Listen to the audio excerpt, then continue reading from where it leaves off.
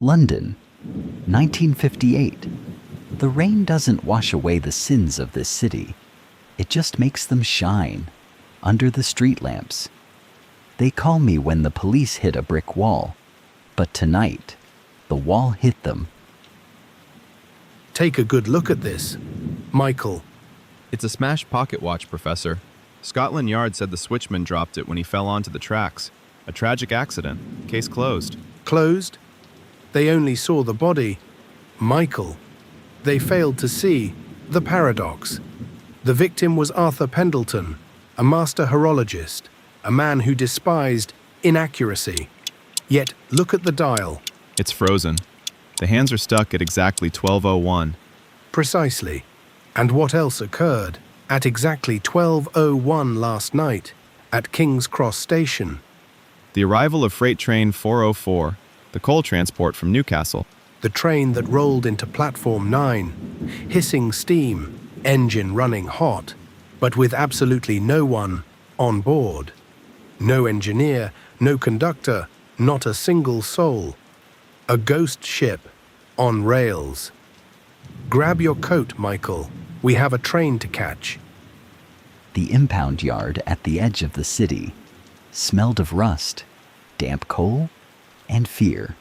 Train 404 sat on the siding like a slumbering iron beast. The police scoured every inch of this locomotive, Professor. There are no secret compartments, no trapdoors. The cabin was completely empty when it hit the buffer stop. People lie. Michael, iron, doesn't. Step into the engineer's cabin. Tell me what you see.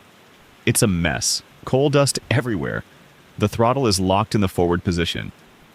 Wait. Professor, look at the cabin doors, the exterior hinges. Ah, you noticed the welding marks. The doors were welded shut from the outside. But if the doors were sealed from the outside before the train left Newcastle, who was driving it? A brilliant question. Now, look at the firebox, the furnace that powers the engine. It's a standard Mark IV, large enough to fit half a ton of coal. Or, Good God, are those bones? human remains, calcified. Whoever drove this train didn't jump off. Michael, they were locked inside the cabin, and when the train reached its top speed, they were shoved into the furnace. That makes no sense.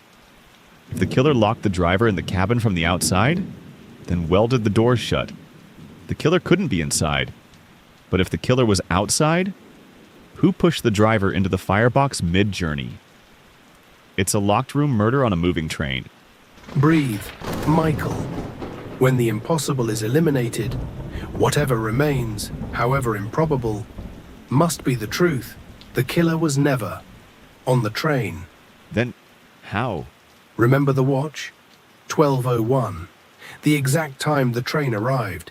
But Newcastle is a 4-hour journey. If the train left at 8 p.m., running at full throttle, it should have arrived at 11:30 p.m. It was exactly 31 minutes late. A delay on the tracks? No, a diversion. This train didn't come straight from Newcastle. It was diverted onto the abandoned Blackwood spur line. The killer welded the doors, rigged the throttle to run automatically, and set a mechanical timer, built by our dead watchmaker, Mr. Pendleton, to dump a highly volatile chemical into the firebox at exactly 11 p.m. The sudden explosion of heat?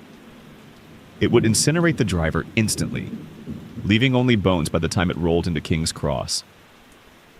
The train drove itself. Yes, a meticulously designed, unmanned murder weapon. But why? Why go through all this trouble to kill a simple freight train engineer? Because Michael, the engineer, wasn't the target. He was the messenger. I found this pinned to the brake lever. The heat nearly destroyed it, but the ink is still legible. What does it say? It says, "You were 31 minutes late to save him. James, the next train arrives at dawn, and it's carrying someone you love." End of episode 1. Will Professor James uncover the mastermind behind the Phantom Express? Subscribe and tune in next week to open the next chapter of The Shadow Files.